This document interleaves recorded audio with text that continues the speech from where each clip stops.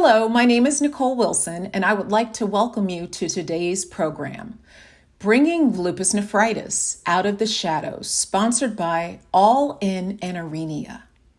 Today's presentation will not discuss any specific medicines and will focus on the importance of early detection and appropriate treatment of lupus nephritis. I'm pleased to introduce our physician speaker, Dr. Geraldino, a board-certified rheumatologist and associate professor of medicine at Columbia University. Dr. Geraldino, please begin when you are ready.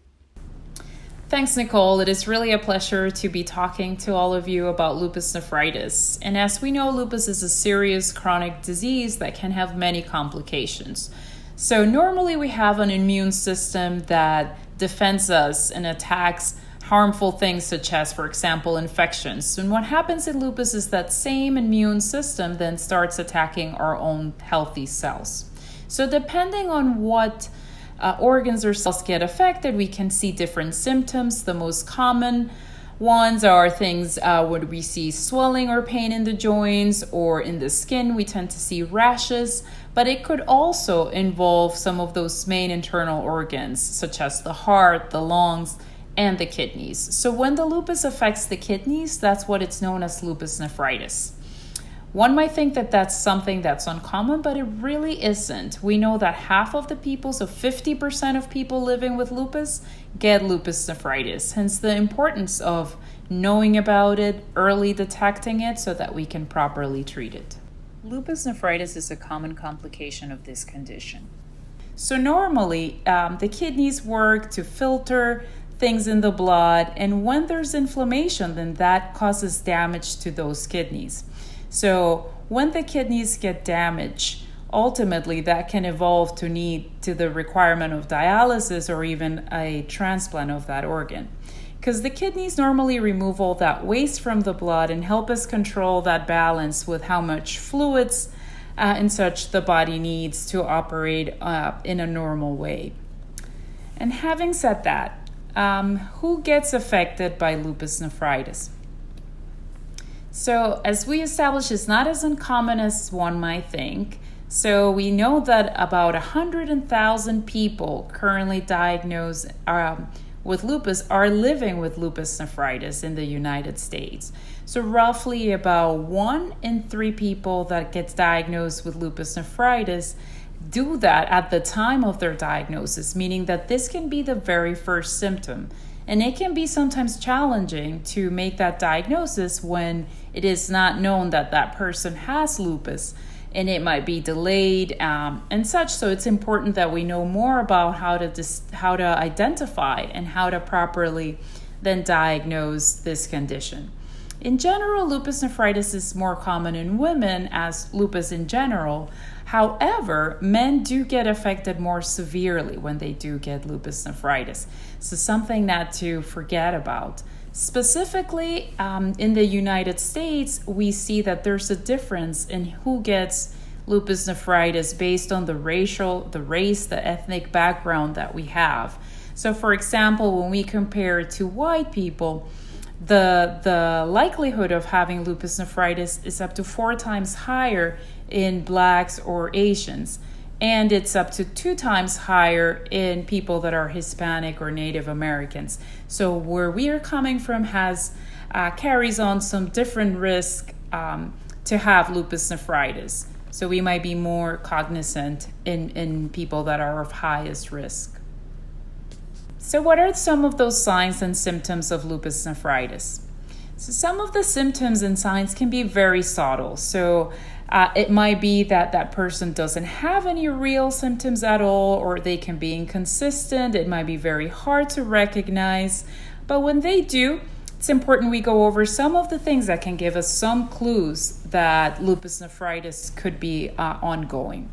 Some of the most commonly things that we could notice would be swelling, which usually starts in the legs or feet. It starts coming back from the feet up to the leg, depending on how severe things are. And that's because we're retaining fluid. Like we said, the kidneys are usually in charge of keeping that balance with fluids. So if that's not happening, we start retaining the fluids, and that's one way that could be manifested as just seeing that swelling in the legs. And with that comes weight gain, especially when it's sudden. When we see that there's more than 2-pound difference from one day to the next, that usually talks about some of that fluid retention that can happen. Some other signs or symptoms could include just changes in the urine. So either increase in the urination, and especially at nighttime, or the appearance of the urine. So some of the most commonly described features in that urine is that it can look very bubbly, frothy, or foamy, and that represents protein that's leaking in the urine. But having said this, people that don't already have a diagnosis of lupus and might not necessarily be, looking for these signs or symptoms, it could be difficult to diagnose. And some people don't even have any of these symptoms. So how does your doctor, what is your doctor checking to try to diagnose this promptly and early? So some of the things that are being looked at is, in particular, the leakage of protein into the urine. So this is what's called proteinuria. So it's something that can be easily measured as a laboratory test. And your doctors, once you've been diagnosed with lupus, are always very interested in looking for this, regardless of any symptoms. Another thing that can be measured or looked at in the urine is whether there's leakage of blood, and that's called hematuria. And that you would think might be obvious because if you're seeing blood in the urine, but it could be microscopic, so only seen in the microscope. The urine might still appear yellow or normal color, but there could still be blood there that's hidden in a way, or just microscopic. Other things that can be identified, and more so in the blood now with blood tests, will be abnormalities in the electrolytes. So things like the potassium, for example, when the kidneys are not working very well, can go very high and cause some issues. Also, the capacity of the kidney to filter is something that's measured and called glomerular filtration rate. That just talks about how well the kidney is able to do that, and that's something that could decrease when it's abnormal. So that's another thing that we can see as a measurement in the blood. Other things would be an increase in creatinine levels. So again, another parameter that's just looked at in the blood and talks about the ability of the kidneys to manage waste. And with all of these things that are ongoing when the kidneys are affected, often we see that the blood pressure increases. So we're retaining more fluid that's building up, and usually then we have this elevated blood pressure. And ultimately, once we are having inflammation in the kidneys, if that continues to go on as it progresses, then it can cause permanent scarring and damage. And that's really something that then we cannot reverse or change with different treatments that can be done. And ultimately, the way to confirm whether it's lupus nephritis that's happening and causing all of these abnormalities, it's by doing a kidney biopsy. So the complications that can be related to lupus nephritis can vary. So in addition to some of those signs and symptoms that we went through, other things that can occur once the kidneys get affected by lupus is, we said, the blood pressure increases.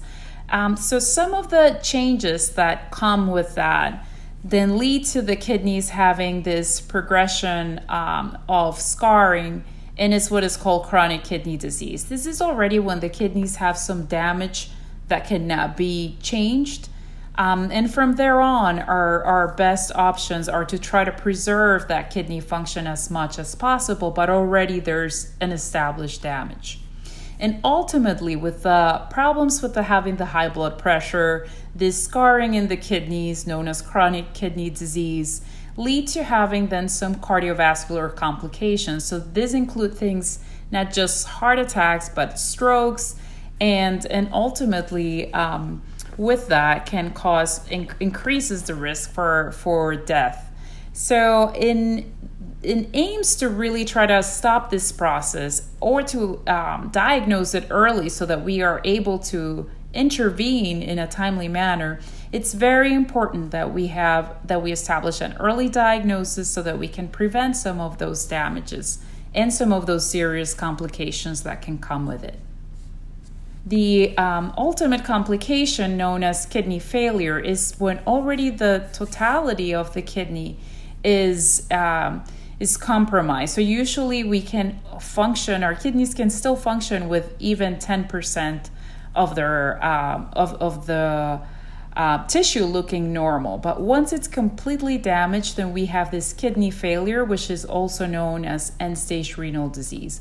And at that point, that's when we are in need to have either a dialysis or to have a kidney transplant.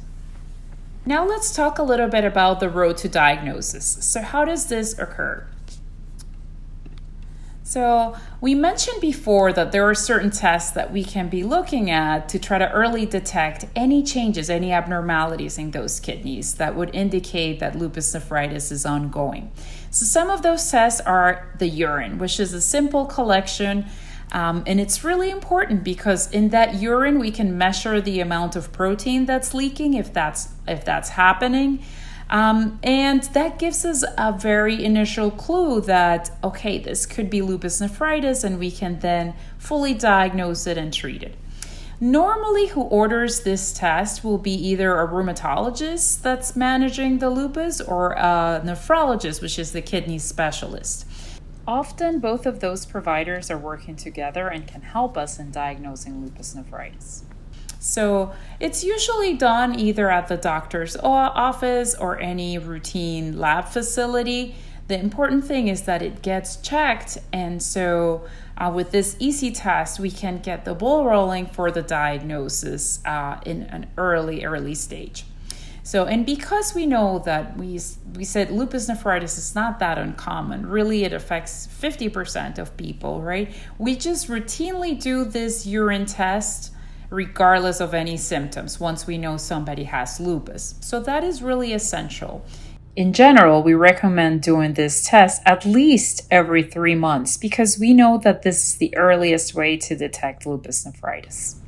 So now, who commonly diagnoses lupus nephritis? So we said that normally the providers that are checking those tests that could indicate that are the rheumatologist and the nephrologist. So as you know, the rheumatologist is who's specialized in treating and taking care of lupus. But it might be that, especially in that we said 1 of 3 of the people that have lupus nephritis, they actually have it as the first symptom. Especially when that's the case, it might be that you're just seeing a general doctor, maybe just for a routine visit, and then they see that those lab tests that check on how the kidney is doing are abnormal, and then they might be referring you to a kidney specialist. So the nephrologist then might be the one to actually diagnose that. But regardless of who starts that investigation or to try to explore whether this is lupus nephritis, the ultimate way to confirm it is through a kidney biopsy. And that is something that the kidney doctors will be doing. Now, talking about those tests that help diagnose lupus nephritis. So we talked a little bit about the urine. And we said that one is really essential because it's an easy way to measure if there's leakage of protein in that urine or if there's blood in the urine. And those are some of the key elements that help us detect lupus nephritis. We also mentioned some blood tests, and in particular, I just wanted to talk to you a little bit more about what are those things that we're seeing and measuring in the blood. In particular, one called creatinine. And I had mentioned before that is the result of waste products that normally happens in our muscles. So usually when the kidneys function properly, they're able to clear that from our blood, and that creatinine level would be low or in normal measurements. As the kidneys start to be affected and not working properly, then we see that creatinine, that those waste products from the muscle start to increase. So that's another very good clue to know that something is happening to those kidneys. And our gold star here to how we really confirm the diagnosis of lupus nephritis, and also to give us an idea of how much is still active versus like how much damage has already happened to those kidneys. Well, that's our kidney biopsy. So the urinalysis, we mentioned, that's the urine test. We're looking for protein that's leaking there. And in particular, I wanted to point out what is the number that triggers that workup, that makes us move forward to investigate a little bit more if lupus nephritis is what's happening. And that number is 0.5. So that's like the measurement of how many grams of protein are leaking there in that urine. So once we see that the levels are higher than that, that's what triggers that alert, that we know this is an abnormal level and those kidneys are not working properly. So when that's the case, we will conduct some other investigations to try to confirm that diagnosis. So it's a good number to keep in mind. So one of those other tests that helps us determine whether the kidneys could not be working as they should is what's called the GFR, and that stands for glomerular filtration rate. And all that means is how well are those kidneys filtering the blood. We said that's one of the main functions that the kidneys do for the body, is filter and control the balance of the fluids. So when they're not able to do that, that's when we start seeing then that the capacity to filter starts to drop. And the number that we're roughly looking at is whether that number, the GFR, is less than 60. Once it's less than 60, then we know the kidneys are not really filtering that blood properly. And the whole goal here is to try to detect these abnormalities quite early so that we can prevent the progression and the kidneys advancing to having damage that's then irreversible and that we cannot intervene upon. So once we have those clues that there could be something wrong with the kidneys, either because of the abnormal urine test or because of the abnormal blood test, then the way to confirm it is with the kidney biopsy. So this is something that most commonly the kidney doctors would perform. Is an elective procedure, so it's done relatively quick and safe, and it really helps us a lot to say not only what kind of kidney problems the lupus is causing, but also to know how much damage is already there and what interventions we can do so that we can get the best outcome. So, and even after the diagnosis of lupus nephritis, sometimes it's needed to repeat this kind of procedure just to make sure that things are under control and that the treatments are working properly and that the kidneys are not advancing or progressing to having some scarring.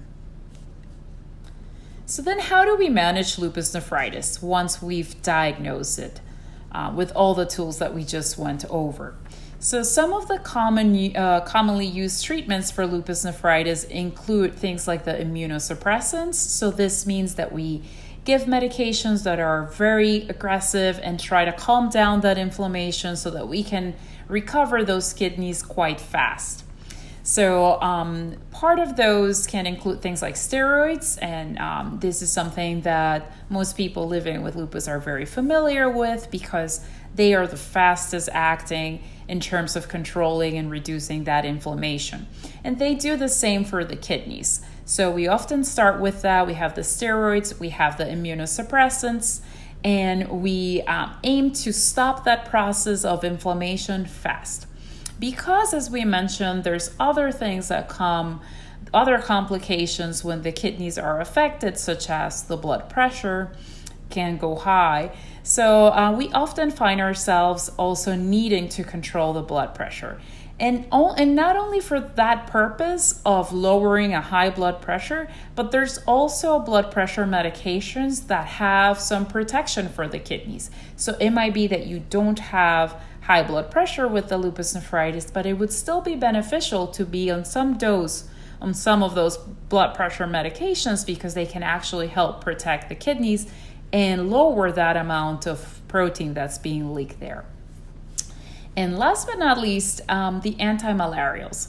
So as we know, it's always advice, and it's always good to continue the antimalarials from the get-go, from the diagnosis of lupus and throughout the course of this condition and all the complications, because it helps prevent flares.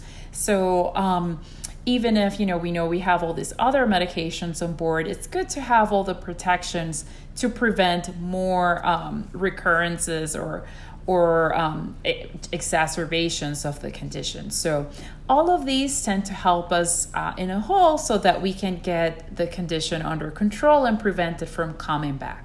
So now, talking about living with lupus nephritis, we know the treatment and those components that I was just describing with the medications, that's vital, that's essential.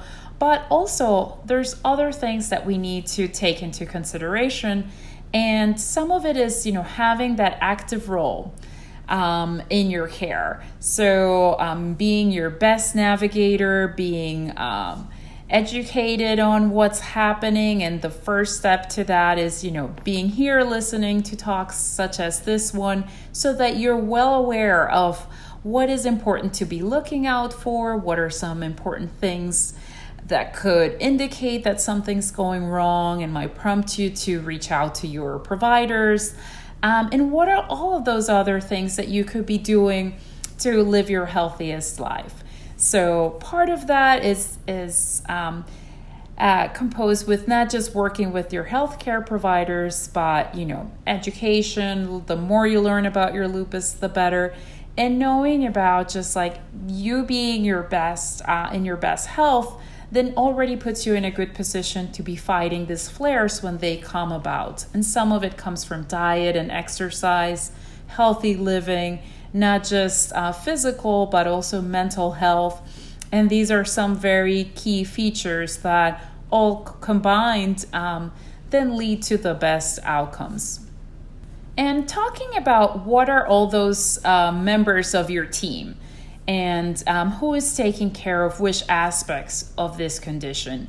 So when diagnosed with lupus nephritis in particular, it's important to know that the more help we get to make sure each aspect that's being affected in our bodies, in our lives, gets addressed, then the better, to assure that we have good outcomes. So you'll have as your main providers there the rheumatologist that's routinely taking care of the lupus, the nephrologist get the biopsies performed, and also monitoring on some of your kidney issues depending on how bad or advanced they are, but also some other providers. And those include, having your primary care provider be involved in your general care for things that might or might not contribute. And as I was mentioning before, having a healthy diet, which is quite important. So if there's some extra help that's needed there, a dietitian or a nutritionist could come in very handy. And, last but not least, having that mental health to be able to incorporate all of these issues and address them properly, and make sure that we're not forgetting to relax, address things one step at a time. So the help of a psychologist could also be very well embraced and efficient in putting together all of our care, or making sure our mindset is there so that we can be taking care of all of these different aspects. But depending also of what's going on, because it's not often that it's just the kidneys being affected, but rather that the lupus can be flaring in many different parts. We often have to, be working and in consultation with for example, dermatologist, depending on how the rashes are doing, the neurologist, if there are some neurological symptoms happening, the cardiologist as well. We mentioned that with lupus nephritis, we are at greater risk for having some cardiovascular complications. So if those were to happen, or there are some particular heart issues ongoing, then we'll need the help of those specialties. The pathologist is quite essential. That's the person who will read the kidney biopsy and let us know of every and everyone in each of the abnormalities that are there and how we can best address them with treatment. And also the pharmacists, the radiologists, physical therapy, they all come together as one whole and with the same goal of, delivering the best care possible and addressing everything that could be ongoing with lupus and health in general. And working with your healthcare team can be, very dynamic and sometimes can be felt as a little bit overwhelming, but in general, it's important to know that you have that access to these different providers that are experts in their different fields and can give you the best advice depending on each thing that's ongoing. Some tips that are good, in being your best self-advocate, especially when we're talking about it's a multidisciplinary group, right? You have this care team and it might be a lot of different appointments and different things ongoing. So it's very important to be keeping track of those. I think it's great to have just some organizer to make sure we're not forgetting some of these visits, some scheduled labs or procedures that need to be done. So just keeping track of those things, and an organizer is a really good way to do so that we don't have to just rely on memory, especially when it's so many different things that we're doing. So writing down the symptoms too. It might be that your appointment is coming up in a couple of weeks, but today is the day that something is happening. And if we don't write those things down, you might just forget by the time of the visit, and perhaps it was important to mention, and then we missed out on that opportunity to know of that particular issue. So it's important to write it, and if uncertain, might as well just ask about it, because we never know, it might be an early sign of something that would be helpful to know. Also, organizing recent bloods or tests. And now most of the healthcare system having electronic access to it, it's quite nice to see and track how your results are doing. And we talked in particular about some very specific ones, including some of those urine tests, some of the blood tests. So it's nice to have that capability now with the electronic medical records to see how those things are doing. Is the protein greater than 0.5? Is that serum creatinine going up? Is the filtration rate going down? So those things already give you an idea of the direction of how things are moving towards improvement versus not.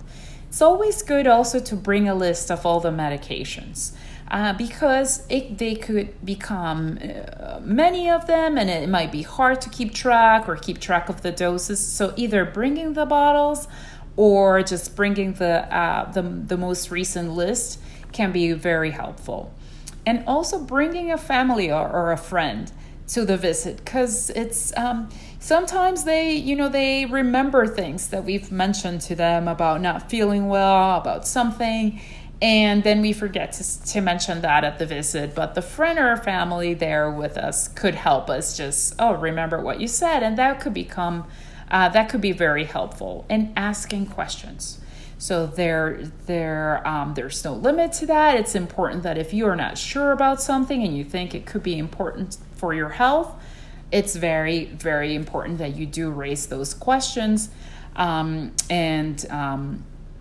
get the answers and be clear on whether that was important or not, so that for the future you can be more informed on those aspects.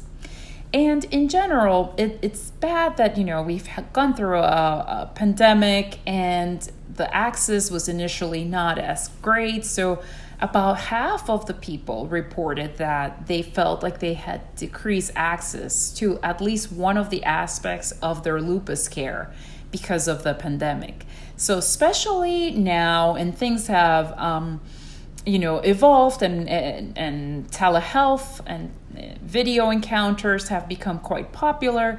So it's good to make sure we make good use of those resources, because it's important to stay connected to your doctors, especially when the access seems to not be as as great as they were before, then more so to use some of these resources. If you cannot make it in person, well, then make sure to ask, is it possible to do a video visit?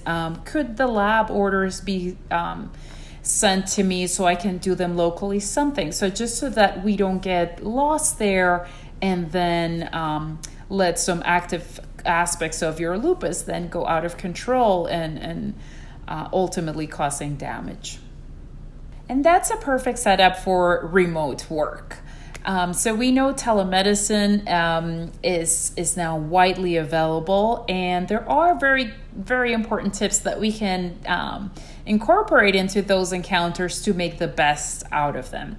It's not, of course, it has its limitations. It's not the same as an in-person visit, but there are many things that could be that your doctor can see and help with even through that video encounter. So some of the good tips to make the best out of that encounter are to have your questions ready for your doctor. And if you've been writing down symptoms that that have led up to that visit, to make sure that you mention all of them, have your questions answered. Make sure that your internet connection has been tested so you know that it's going to work for that visit that you're doing. It's also good to make sure that, if there's something that you're going to show, for example, if you have a rash, that, you have some clothes that are easy to allow you to show the areas that are of concern there. Also, labs are a very important aspect of that. So, if it's only going to be a video encounter, make sure that you have requested the lab orders so that you can do them locally, and then the doctor can have that information as well. Some other things that are very helpful, for example, if you already have a blood pressure cuff at home, that you can check your blood pressure, let the doctor know. Let them know, if you had a fever, so checking on those things, your vital signs, that can also be very helpful. So, and in general, just important, of course, to keep your doctor's appointments to help ensure that, nothing is getting lost, everything is being checked in a timely manner. Like we said, even if you're feeling well, we still want to check on things that could indicate that the kidneys are starting to get affected, and you might not have any symptoms of that. So it's important to keep those monitoring, whether visits or labs, on track. Now, talking about some aspects beyond medication. So we mentioned we have to think of our health as a whole. The medications are essential, yes, but other things such as diet and exercise are also vital parts of our overall care. So eating right for our kidneys. So it's very important to know to have that balanced diet. We want to prioritize our vegetable portions with a protein. And when selecting that protein, trying to do those that will help more with our cardiovascular health. We said when the kidneys are affected in particular, there's higher risk for things like heart attacks and strokes. So eating small portions of protein-rich foods like chicken or fish are the favorite proteins to go with from that portion of your meal. The fats, you want to have them as a small portion and selecting healthy fats in general. But the majority of that diet should consist of that healthy protein and the vegetables. And that overall, minimizing the amount of salt or sodium, because that will increase your blood pressure. And that's one of the main things we want to avoid when selecting a diet, not only for our general health, but when we're particularly being conscious about the kidneys and potential risk for heart events. So trying to keep that low salt, low sodium diet, and that balance of small protein, larger vegetable portions, and very small selected fats. So now talking a little bit about the exercise, we know that it not only has physical benefits, but actually also a lot of benefits for our mental health. So it helps reduce stress, while it also strengthens parts of the body that can be affected, not only because when we're feeling sick in general, Our muscles can get a little deconditioned if we stop working them and exercising them regularly, but also because some of the medications that might be used to treat things like lupus in general and lupus nephritis can represent a disadvantage to our muscles in terms of getting them wasted and weaker if we are not up and around and exercising on a regular basis. So strengthening those bones and muscles without, of course, aggravating them. So doing low impact exercises, it's quite recommended. So some of those low impact activities that are very favorable include walking, swimming, stretching or yoga, using exercise equipment when available, and or doing courses of like a physical therapy session. All of those things are quite beneficial both to the physical health and to the mental health. It is important though just to consult with your doctor before starting any new exercise program, just to make sure that it's not too intense, for example, or extreme that could end up damaging or causing some harm to some of our joints. So in summary, you're your best advocate. And that's what we're trying to promote here. How can you talk to your doctor about your kidney health? So it is, of course, important to ask questions during those doctor appointments and bringing that list with you so that nothing gets forgotten and that you're able to then take notes if needed. So if you feel like there was some essential information that you would like to make sure you retain and that you can then implement, or some advice that you would like to implement later on. So some of them, but just some easy questions that might help open up the conversation could be just specifically when you want to know about your kidney health, is just asking for some of those 2 essential tests we were talking about. So asking your doctor, what were the results of that last urine or the blood test? Did it look like the kidneys are really damaged? How extensive is that damage? Because that can give you an idea, of course, on how things are going with the treatment, but also of potential complications or other things that you might need to keep an eye for. Asking, how is my kidney function being measured? How did those numbers look, especially like compared to the previous ones? Are they moving in the right direction or not? Is there a way to tell how severe the lupus will be in the future? Are there anything that could help us with prognosis that could be of interest? And, just in general asking what are potential challenges or complications that could come, and what are the best ways to prepare for those, if so, and how they could be minimized. Sometimes there are some interventions that could be done so that some of the side effects, for example, from medications can be prevented. So having just these kinds of open questions to enrich your knowledge about how your kidneys are doing could be quite beneficial.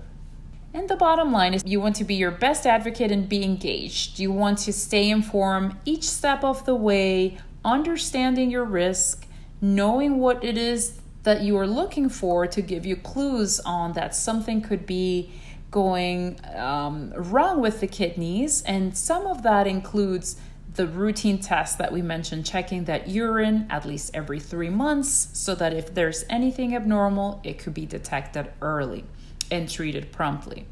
Discussing your options. So the early diagnosis, that will lead to treatment, and discussing, how are these medications best for me, for my particular case, versus this one or the other.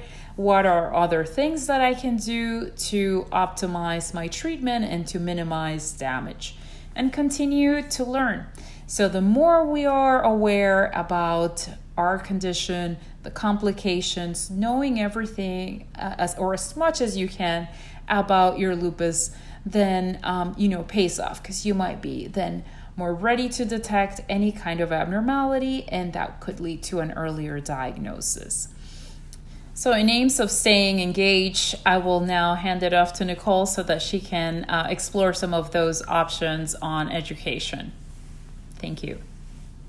Thank you, Dr. Geraldino, for your excellent presentation. I'm now going to share some information on the all-in for Lupus Nephritis program. All In, from the name of the program through the content and resources, was developed using feedback and insights directly from lupus and lupus nephritis communities. The program offers a website, www.allin4n.com, with information about the signs and symptoms of lupus nephritis, diagnosis of the disease, as well as tips for managing lupus nephritis once diagnosed. You can hear directly from people living with lupus nephritis and their personal journeys, including their challenges and triumphs.